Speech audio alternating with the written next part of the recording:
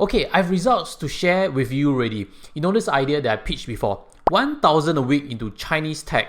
Some people liked it, some people did not like it, but I have real results to show you already. Today I'll run through a few points. Firstly, I'll share with you some of the latest news regarding China tech. Second, I'll show you my actual results. And last but not least, I'll end off with two key learning points that you definitely need to take away from this whole discussion. So without further ado, let's roll in the intro video.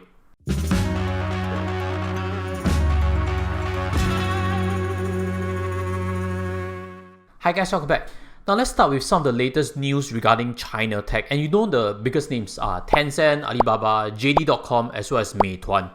These are four powerhouses in China tech space that really control a lot of the commerce over there. And as you have followed the story, you kind of know that Chinese government seems to be looking to regulate them, to demonopolize, if that's the right word to use, and to really rein in on their power. Some people like it, some people feel that the risk is not worth it. But let's run with the news. The first is this in December 22nd. You realize that Tencent has announced that they'll give their own shareholders 16.4 billion worth of JD.com stake as dividend. Now this is the first move that Tencent has done to really remove away its stake. Because let me share with you what Tencent has been doing along the years. Tencent has been buying small stakes in many of its competitors or players in the technology space. And how they do it is they buy small stakes, and if they like it, they kind of copy it, just like how they've done for gaming. And if they don't like it and this company grows, then great, it becomes a shareholder investment. Alibaba, on the other hand, is a bit different. When they invest, they want to absorb the company into their style of doing commerce, at least in my opinion. So when they buy like Lazada, they kind of make it a subsidiary rather than a passive investment stake. So for Tencent, they have foothold in many companies. And it seems to me that as long as it's a competitor of Alibaba, they'll put a stake in it. So Tencent has a stake in JD.com, which is Alibaba's immediate competitor for e-commerce. But because of this demonopolization, they have decided to relinquish that stake and to give it back to shareholders so that they can at least pitch to their government that they are focusing on their core business. Then subsequent to that, on 5th of January, you realize that Tencent has announced that they are trimming 4 billion worth of SEA Limited's shares. SEA Limited is not a player in China, but this again, it's moved to really sell away all its small stakes all over the place and really to consolidate its core business. So this selling has definitely impacted SEA's share price as well as short-term sentiment. And not only that, as we read the article, we realize that the stake disposal has fanned speculation that Tencent will take similar actions, breaking up its holdings in other tech firms to circumvent more regulatory probes. Tencent has invested in companies including Meituan, Kuaishou, Bilibili and China Literature. The biggest one, of course, is Meituan, and that's why I'll put up the share price chart for you to see over here. What do you realize? On 5th of December, Meituan's share price has plunged quite a bit, correct? They are the blue line over there. And I also put in JD.com because, again, it's a concern of supply of shares on the market. And JD.com and Meituan has seen its share price weaken in that period. But then, around that period, Charlie Munger has actually bought in stake to Alibaba. What we see in the headline is that Charlie Munger has just doubled down his bet on China tech to $71.5 million. Now, again, that is the school of when others are fearful, be greedy. And anyway, he's an astute investor, so we should not be too worried about his actions. But what we can see in this chart over here is after his announcement, it seems that the sentiment for Alibaba has turned up quite a bit. It's recovered from that lows of 120 thereabouts in terms of US dollar per share. As of today's filming, 13th of January, Alibaba is about $137 per share. So the spike up for Alibaba has been more than 10% already. So with the rounding out of the various changes as well as market sentiment, let me show you some numbers as to the investment idea. If you have benefited from this discussion, smash the like button because you know I have the goods for you. So now let's move on to the first part, which is lump sum investing.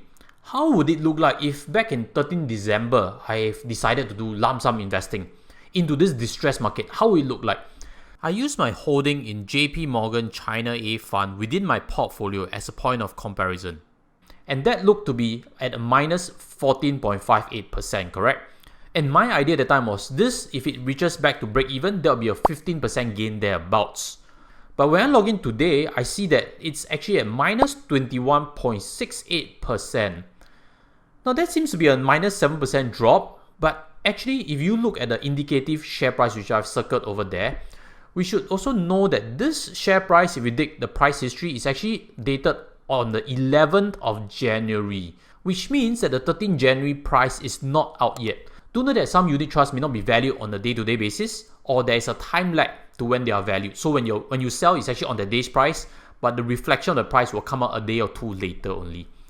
So the best guess as to what is the actual P&L if I've done a lump sum investing, maybe I'll refer back to Lion-OCBC HS Tech, which is an ETF listed on the Singapore Exchange. Realize that 13 December, if we've done a lump sum over there, the journey has been down for the subsequent month ahead, all the way until now, 13th of January.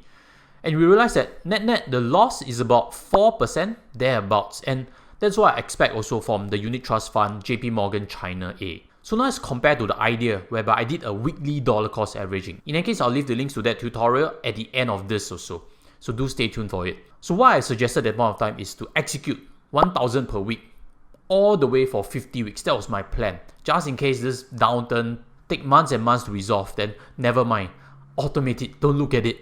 And what we can see from last 5 weeks is that it's automatically picked up 1,000 every week, which is the red arrow over there.